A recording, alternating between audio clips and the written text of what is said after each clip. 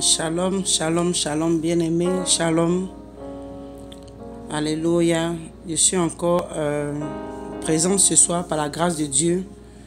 Nous allons partager une petite exhortation sur la grâce. Alléluia. La grâce de Dieu. Que signifie la grâce? Alléluia. Nous prions que le Saint-Esprit me prenne le contrôle en ce moment, Seigneur. Que la main de grâce soit sur nous pendant ce moment. Que son Saint-Esprit ouvre notre esprit afin de comprendre ces Écritures.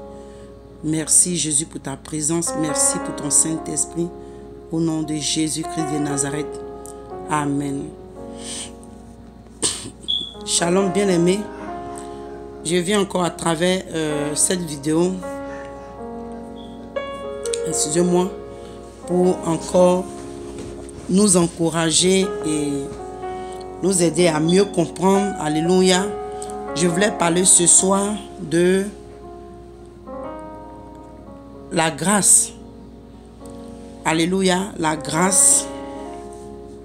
La grâce dans le livre de Tite 2, verset 11. On va commencer à aller à partir du verset 11. Il nous dit: car la grâce de Dieu, source de salut pour tous les hommes, a été manifestée. Et verset 2, il nous dit: elle nous enseigne à renoncer à l'impiété et aux convoitises mondaines et à vivre dans le siècle présent selon la sagesse, la justice et la vérité. Alléluia.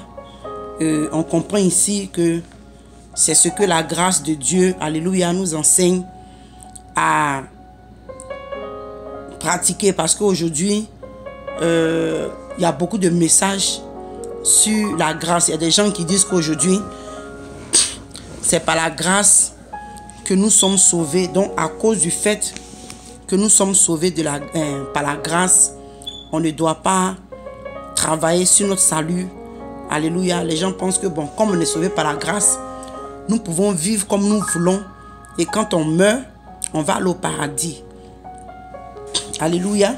Mais ici, la grâce dont la Bible nous parle, la grâce de Dieu, la grâce qui nous a été prêchée depuis le Seigneur, depuis au temps du Seigneur, les disciples, tout ça, la Bible nous dit que où je veux plus m'appuyer, le verset sur lequel je veux vraiment m'appuyer, parce qu'avant d'arriver plus loin, on va essayer de voir un peu ensemble sur Google. Ici, il nous dit que la grâce, c'est comme on peut dire une faveur accordée librement. Alléluia. Faire une faveur. Quelque part, on peut même dire que la grâce, c'est quelque chose que on ne mérite pas. Alléluia. Tu as fait quelque chose, tu ne mérites pas cette faveur, mais par la grâce, la personne t'a fait cette grâce. Alléluia. Et la personne t'a offert cette chose. Alléluia. À cause du péché. Alléluia. Bien-aimé, on ne méritait pas cette grâce. Mais le Seigneur, par son amour bien-aimé, il nous a fait cette grâce. Il s'est donné pour lui. Et il nous a, alléluia, nous a acceptés. Alléluia. À cause de la grâce, l'amour que le Seigneur a eu pour nous, il nous a jugés dignes, alléluia, de son sang. Le Seigneur Jésus nous a jugés dignes, alléluia, de son sang, de son sacrifice. C'est des choses qu'on ne méritait pas, alléluia. Et c'est de cela qu'on nous dit, dans le verset 11, on dit que la grâce de Dieu, source de salut pour tous les hommes, a été manifestée. Alléluia. Elle a été manifestée à travers le Seigneur Jésus. Alléluia. Et ici, on nous dit que, ici, il nous parle encore, la grâce est une aide surnaturelle accordée par Dieu aux hommes pour leur salut, qui est le fait d'échapper à la damnation éternelle. Elle peut aussi correspondre au pardon, à l'affection, à l'amour et à la bienveillance divine. Alléluia. Et mes bien-aimés, nous voulons aller dans les Écritures. Alléluia. Qu'est-ce que la grâce de Dieu fait dans la vie d'un chrétien? Bien-aimé, peut-être que tu as entendu, on t'a parlé de « Oh, nous sommes sauvés par la grâce. Nous vivons par la grâce. » Oui, bien-aimé, toi et moi, si nous marchons par la grâce, si nous vivons par la grâce, cette grâce dont la Bible nous parle doit nous encourager, doit nous emmener, alléluia, à vivre selon les voies de Dieu, nous emmener à nous détacher du péché. Parce que ici, dans le verset 12, c'est ce que la parole de Dieu nous dit. La parole de Dieu nous dit que elle nous enseigne à renoncer à l'impiété. Elle nous enseigne à renoncer au péché. Elle nous enseigne, alléluia, à renoncer aux choses qui ne glorifient pas Dieu. Et il dit que, et aux convoitises mondaines, bien aimés, les convoitises mondaines, quand tu reçois la grâce de Dieu qui est source de salut, quand elle est manifestée dans ta vie, la Bible nous dit que elle t'enseigne, toi et moi, alléluia, à renoncer aux convoitises mondaines. Bien aimé, qu'est-ce qui est convoitise mondaine? Regarde autour de toi. Les choses que le monde nous propose, les choses que le monde nous donne, les choses que le monde, alléluia, la vanité, alléluia, les plaisirs, le luxe, les choses qui peuvent affecter, alléluia, la position du Saint-Esprit, la position de Dieu dans notre vie. Ce sont ces choses-là, la convoitise, les plaisirs, alléluia, les boîtes de nuit, en tout cas les choses que le monde nous propose, la vie, la gloire de ce monde, les richesses. Quand tu reçois cette grâce dans ta vie, elle t'enseigne à t'éloigner de ces choses. Elle t'enseigne à renoncer à ces choses. Mais aujourd'hui, malheureusement, la grâce qui est prêchée dans les églises, cette grâce, alléluia, te dit que tu peux vivre dans le péché, tu peux vivre dans le mensonge, tu peux vivre dans l'adultère, dans le vol, dans la duplicité, tu peux avoir la rancune, l'amertume au cœur, mais tu peux continuer à servir Dieu et tu vas être sauvé. Non. Comme on a lu ici, bien aimé, la Bible nous dit que la grâce, alléluia, elle nous enseigne à renoncer à l'impiété, tout ce qui est péché, tout ce qui est négatif, tout ce qui est mal aux yeux de Dieu. La grâce de Dieu t'enseigne à renoncer au vol, au mensonge, à la haine, à l'envie, à la jalousie, les choses de ce monde, les plaisirs de ce monde, les boîtes de nuit. Alléluia, les gogos, comment on appelle ça? Les bars, les choses qui ne sont pas pures aux yeux de Dieu.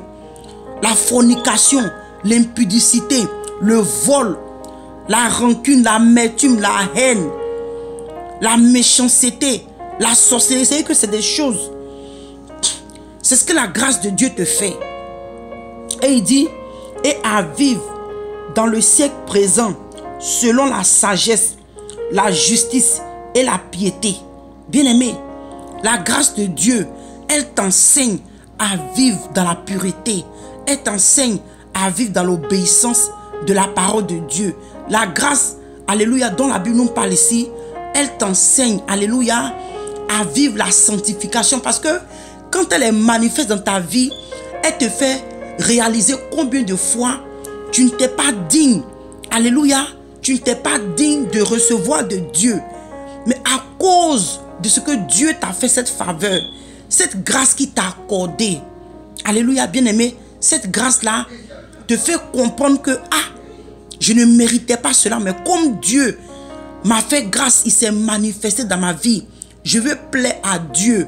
Parce que cette grâce qui est source de salut, quand elle est manifeste dans ta vie, bien-aimée, elle t'emmène, alléluia, à vouloir plaire à Dieu. Elle t'emmène à obéir à Dieu. Elle t'emmène à ne pas offenser Dieu. Elle t'emmène à t'éloigner des choses de ce monde. Vous voyez, c'est ce que la grâce de Dieu nous fait. Donc ici, comme je dis, je vais plus m'appuyer sur le verset 11 et 12. Il dit, elle nous enseigne. Dont la grâce de Dieu, bien-aimé, elle doit t'enseigner comment vivre dans ce siècle présent. Dans ce siècle présent, ce monde qui est rempli de perversité, ce monde qui est rempli de toutes sortes de négativité, la grâce de Dieu là, elle t'enseigne à vivre, comment marcher, comment vivre, comment parler, comment t'habiller, quelle attitude tu dois avoir en tant que chrétien, comment te manifester quand tu es parmi les gens du monde. La grâce de Dieu t'emmène à vivre la pureté.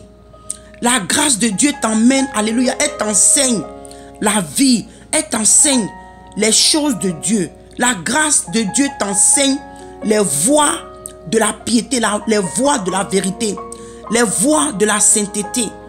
La grâce de Dieu, bien-aimé, t'enseigne comment aimer le Seigneur, comment apprécier Dieu dans ta vie. La grâce de Dieu t'enseigne comment aimer ton prochain.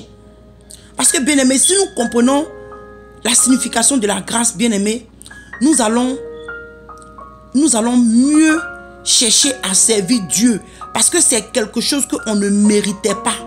Mais Dieu nous a fait cette grâce. Donc, pour ne pas perdre cette grâce, nous devons nous améliorer. Alléluia. Dans les choses de Dieu, nous devons nous rapprocher. La grâce de Dieu t'enseigne à vivre dans l'humilité. La grâce de Dieu t'enseigne à vivre dans l'obéissance à la parole de Dieu. La grâce de Dieu t'emmène, elle t'enseigne à te soumettre, alléluia, à la parole de Dieu. C'est ce que la grâce de Dieu nous fait, bien-aimés. Donc si quelque part on t'avait dit que la grâce de Dieu t'amène à vivre comme tu veux, parce que le Seigneur Jésus a déjà payé le prix, bien-aimé, c'est faux. C'est faux, bien-aimé. Cette grâce dont la Bible te parle, elle doit t'enseigner à vivre dans la repentance. Elle doit. Parce que cette grâce-là, on dit qu'elle est une source de salut pour toi et moi, bien-aimé. Donc, ce qui est une source de salut là, elle doit t'emmener dans les voies du salut. Elle doit t'emmener, alléluia, à apprécier. Elle doit t'emmener à comprendre pourquoi est-ce que tu existes et pourquoi est-ce que le Seigneur Jésus a payé le prix pour toi. Vous voyez, parce qu'on dit qu'elle est une source de salut pour tout homme, pour tous les hommes. Et la Bible dit qu'elle a été manifestée, cette grâce, à travers le Seigneur Jésus-Christ de Nazareth. Alléluia. Donc, bien-aimé, toi et moi, bien-aimé, la grâce que le Seigneur a faite, il nous a faite, cette grâce-là, doit nous emmener, alléluia, à obéir, à vivre dans la sanctification. Elle doit nous enseigner, alléluia, à nous éloigner du péché. La grâce de Dieu doit t'enseigner à conserver ton corps. Parce que la Bible dit que notre corps là, il est le temple de Dieu, le temple du Saint-Esprit. Donc quand tu reçois la grâce de Dieu qui est source de salut, elle t'enseigne comment tu dois conserver ton corps, comment tu dois te conserver, comment tu dois te préserver du mal. Et la Bible dit que elle t'emmène, alléluia, à vivre, c'est-à-dire que à vivre dans ce siècle présent selon la sagesse de Dieu. Elle t'emmène, alléluia, à vivre dans la justice de Dieu. Elle t'emmène, alléluia, à vivre, à pratiquer la piété, la pureté dans ce siècle présent. Parce que, bien aimé, ce siècle dont nous sommes en train de vivre, c'est un siècle, c'est un temps qui est rempli de perversité. Si tu te rappelles le livre de Romains 12, te dit, toi et moi, Romains 12,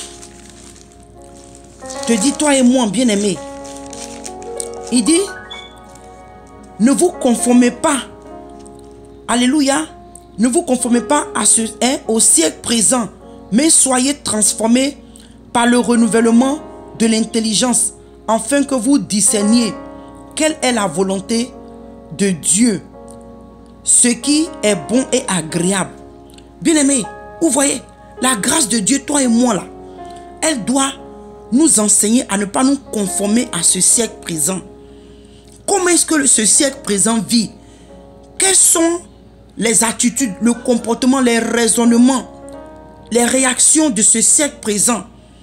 Toi-même, regarde autour de toi, bien-aimé. Regardons autour de nous. Regarde comment est-ce que les choses se passent autour de nous. Aujourd'hui, le mal est devenu bien. Le bien est devenu mal. Aujourd'hui, les gens n'ont pas peur de vivre dans le péché. Les gens n'ont pas peur de tuer. Les gens n'ont pas peur d'agresser. Les gens, aujourd'hui, même sur la toile, quand